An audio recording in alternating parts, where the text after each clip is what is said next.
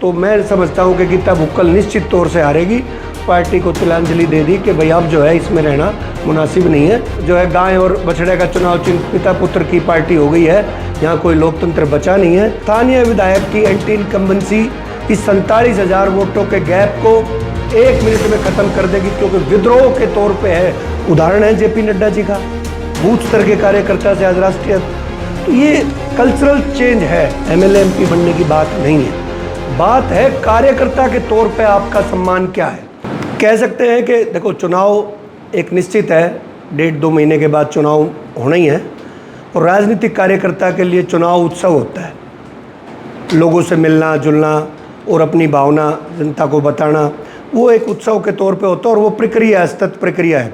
उसके अंदर कार्यकर्ता ज़्यादा मेहनत से काम करते हैं, तो वो जो है चुनाव मोड में तो कह ही सकते हैं कि चुनाव जो है में जाएंगे और पार्टी का प्रचार करेंगे। क्या सिर्फ पार्टी का प्रचार करेंगे? क्या राजकुमार कटारिया आपने जो अपना जो वर्चस्व है, जिसके कारण अपने चाहे वो अभिमान की बात हो, कांग्रेस पार्टी को छोड़कर बीजेपी के अंदर आए हैं, क्या आपको लगता है बीजेपी आपको टिकट देगी? राजकुमार कटारिया कोई बड़ा नेता नहीं है, सामान्य कार्यकर्ता है, और सामान्य कार्यकर्ता के तौर पे मैंने भारतीय जनता पार्टी को ज्वाइन किया है। हाँ ठीक है कि हम जनता के बीच में रहे हैं, हमारा पारिवारिक तौर से हमारा राजनीतिक अनुभव रहा है पिछले 40 साल से इस क्षेत्र में, तो जनता के बीच में रहने वाला हमारा परिवार है, तो इसमें कोई बात नहीं है। राजनीति के अंदर रहते हैं, सामाजिक कार्यों में रहते हैं, निरंतर बने रहते हैं, चाहे चुनाव हो या ना हो, अपनी बात लोगों तक कहते हैं, और लोग जो है हमें अपना जो है सपोर्ट भी करते हैं, उत्साहवर्धन करते हैं। लेकिन पार्टी में एक जो ड्यूटी है सामान्य कार्यकर्ता के तौर पे मैंने जो ज्वाइन किया है, जो मेरे को जिला अध्यक्ष जी और प्रदेश अध्यक्ष या और जो हमारे सीनियर हैं जो जिम्मेवारी लगाएंगे उसको करेंगे, ये हमारा मोटो है। आपके तमाम इंटरव्यू देखे हैं, आपने मौजूदा विधायक गीता भुक्कल को खुलेआम चुनौती दे रहे हैं, तो क्या मानते हैं ये चुनौती जो दे रहे हैं आप क्यों दे रहे हैं? चुनौती इसलिए दी जा रही है कि जनता के अंदर से एक आवाज़ उठ रही है। विधानसभा क्षेत्र झज्जर के प्रत्येक गांव में जैसे ही दीपेंद्र हुड्डा जी का चुनाव खत्म हुआ, पुरजोर से उस आवाज़ को बल मिला है, और जनता ने स्पष्ट बता दिया है कि अगर कांग्रेस पार्टी इसको अपना अगर सिंबल देके भेजेगी तो इसको शिकस्त सुनिश्चित है। और चूंकि हम भारतीय जनता पार्टी में हैं, यहाँ की राजनीति करने के लिए कर रहे हैं, तो उस बात को हम जो है जनता तक पहुँचा रहे हैं कि इन्होंने 15 साल में इस विधायक ने झज्जर को पीछे लेके जाने का काम किया है, ना कि आगे लेके जाने का, जबकि वो 5 साल मंत्री भी रही है। कोई एक बड़ा कार्य है इस माननीय विधायक गीता भुक्कल जी ने कोई झज्जर शहर के अंदर किया नहीं, तो उस वजह से जनता में रोष है, और चुनाव के अंदर उस रोष को प्रतिपक्ष जो है, जो उस विधानसभा क्षेत्र में जो सामने वाला होता है, उसको बल भी देता है, और उस सामान्य राजनीतिक कार्यकर्ता के माध्यम से हम जो है अपनी पार्टी के प्रत्याशी के लिए उस रोष को जो है जनता के बीच में लेके जाएंगे, और हम सुनिश्चित करेंगे कि आने वाले समय में भारतीय जनता पार्टी यहाँ से पूर्ण बहुमत के साथ जीत के जाए। क्या राजकुमार कटारिया की नज़रों में पार्टी बदलने के बाद गीता भुक्कल ने काम नहीं किए, या फिर पहले से ही गीता भुक्कल के कामों पर नज़र थी? पार्टी स्तर पे हमने, जब मैं कांग्रेस पार्टी में था, पार्टी स्तर पे हमने फीडबैक जो है यहाँ के जो प्रदेश के स्थानीय नेता थे उन सबको दिया था कि इसका जो है विरोध है, क्योंकि ये जो है आराम की राजनीति में आ गई है।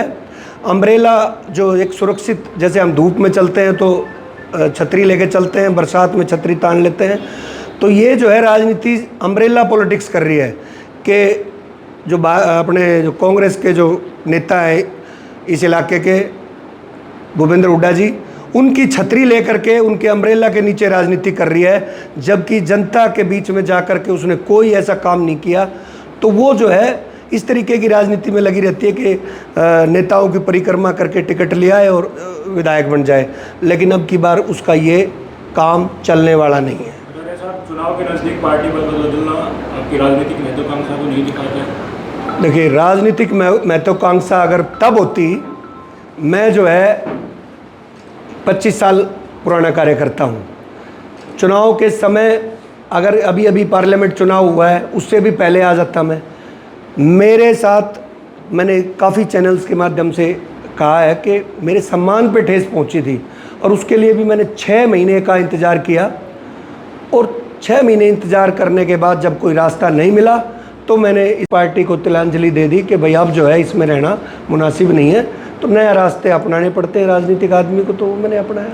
रोहतक के सी वेणुगोपाल जी हैं, पवन खेड़ा जी हैं, even राहुल गांधी जी हैं, उनसे बातचीत करते हैं, उनसे आपका रिलेशन मिलता है? नहीं, मैंने जहाँ जहाँ कांग्रेस पार्टी में मेरा एक्सेस था, 25 साल पुराना कार्यकर्ता था, एक्सेस भी था और वहाँ तक अपनी भावना को पहुँचा भी दिया था।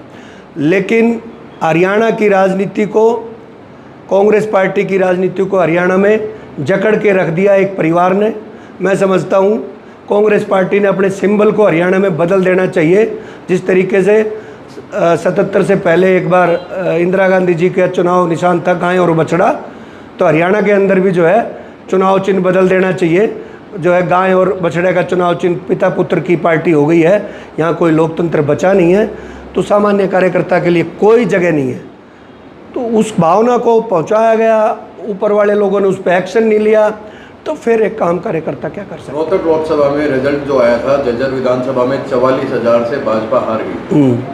क्या ये चुनौती नहीं मानते कि 44,000 से हार रहे हो, फिर भी चुनौती तो रहेगी? ये पिछले बार भी बहुत सारी चीज़ें, उससे पहले बहुत चुनावों का एक उदाहरण है।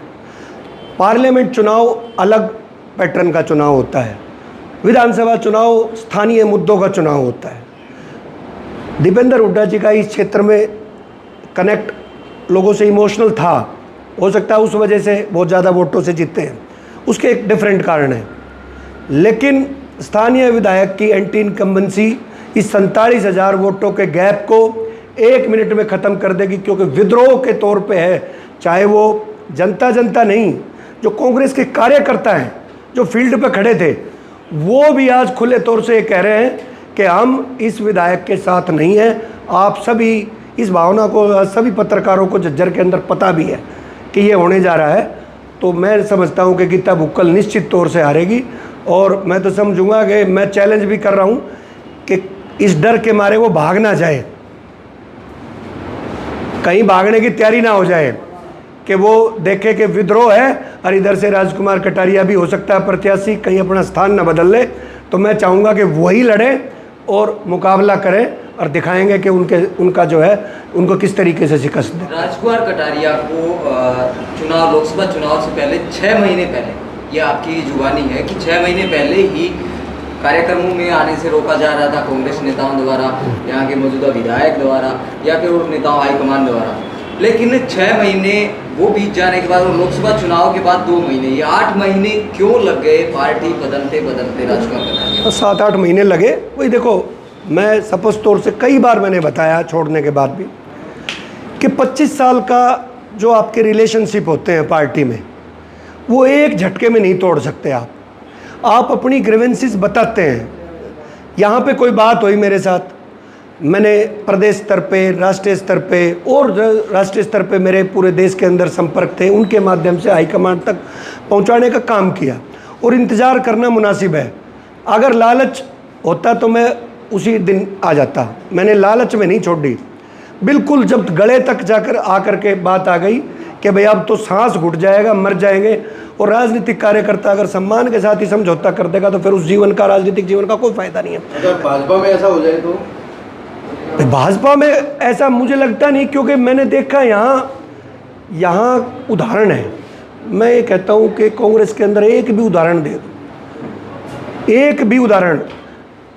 यहाँ पे जो है हर गली मोहल्ले में, हर प्रदेश के हर विधानसभा क्षेत्र में बहुत सारे कार्यकर्ता गर्व के साथ ये कहते हैं कि हमने कहाँ से शुरू किया, पन्ना प्रमुख से जा कर के, और आज वो प्रमुख पदों पे बैठे हैं। प्रदेश अध्यक्ष मोहनलाल कौशिक जी जो है वो आज आपको पता प्रदेश अध्यक्ष हैं। 5 साल के अंदर अंदर उनका किस तरीके से, और उससे पहले जब उन्होंने अपना राजनीतिक जीवन स्टार्ट किया था तो बूथ कार्यकर्ता के तौर पे किया था। उदाहरण है जेपी नड्डा जी का, बूथ स्तर के कार्यकर्ता से आज राष्ट्रीय। तो ये कल्चरल चेंज है। मुझे नहीं लगता कि इस बात के, देखो हम लोग एमएलए एमपी बनने की बात कर, आप लोग सोचते हैं कि ये इस वजह से, नहीं, एमएलए एमपी बनने की बात नहीं है। बात है कार्यकर्ता के तौर पे आपका सम्मान क्या है। मुझे एक भी किसी पॉलिटिकल पार्टी के अंदर ऐसा उदाहरण मिल जाए कि किसी ने ये कहा हो कि भाई फला कार्यक्रम में ये आप नहीं आना, इसका क्या मतलब होता है। कार्यक्रम होते हैं, सब कार्यकर्ता जो उसके साथ आते हैं और आप किसी को रोक रहे हो, मेरे पास तो आज तक ऐसा उदाहरण नहीं है। तो इस तरीके की बात के साथ नहीं रहा जा सकता। जैसे हल्के में काफ़ी मुद्दे पेंडिंग पड़े हैं, रोड टूटे पड़े हैं, पावर प्लांट के जो ईसीआर के पैसे हैं वो दूसरे डिस्ट्रिक्ट में इम्प्लीमेंट हो रहे हैं। यहाँ के मुद्दे जो अटके पड़े हैं उनके जिम्मेदार आप मैडम गीता बुक्कर को मानते हैं या नायब जी सरकार को? बिल्कुल 100% यहाँ के स्थानीय विधायक की नाकामी है ये। नकारा उनका जो है ना, जो स्टाइल है उससे है। कोठी से बाहर निकलती नहीं, एसी में उनको जो है ना ज़्यादा रहने की आदत हो गई है। सड़कों पे छुचकवास जाओ आप, कितना बड़ा जाम लगता है, गड्ढे हैं। आप जो है ना पावर प्लांट के आसपास के गांव की स्थिति देख लो। जब विपक्ष में कोई विधायक होता है तो उसकी प्रेजेंस जनता को लेकर के सड़क पे होनी चाहिए, और सड़क का दबाव सरकारों पे पड़ता है। इन्होंने कभी कोई आंदोलन नहीं किया। आंदोलन तो हमने किया, हमने जागो झज्जर के नाम से जो है ना एक आंदोलन चलाया। आज आपके सामने उदाहरण है कि सर्कुलर रोड कितनी जल्दी त्वरित गति से बनाने का काम किया। ये दबाव होता है। कोई अफसर भी ये सोचते हैं कि कोई आवाज़ तो हो नहीं रही, वो भी रिलैक्स मूड में काम करते हैं। तो जो जनता की आवाज़ सरकार के कानों तक पहुंचाने के लिए, चाहे आप सत्ता में ना हो, विपक्ष के विधायक हो, आवाज़ उठनी चाहिए। जब आप आवाज़ ही ना उठाओगे तो उसका परिणाम यही है कि आज जो झज्जर की हालत है। आपने नोटबंदी का मुद्दा उठाया, एक में सवाल है, नोटबंदी का मुद्दा उठाया आपने, महिला पहलवानों के आंदोलन में आप शरीक हुए, किसान आंदोलन में आप शरीक हुए। उस समय पर आप कांग्रेस पार्टी में थे, आप बीजेपी में आ गए, तो मुद्दे क्या? देखिए, पार्टी लाइन की बात होती है। मैं जब वहाँ था उस कमिटमेंट के साथ था। मैं जब वहाँ था तो उस कमिटमेंट के साथ हर कार्यक्रम में मैं था। किसान आंदोलन के अंदर हम भी गए थे, लेकिन पार्टी का एक अपना कमिटमेंट था।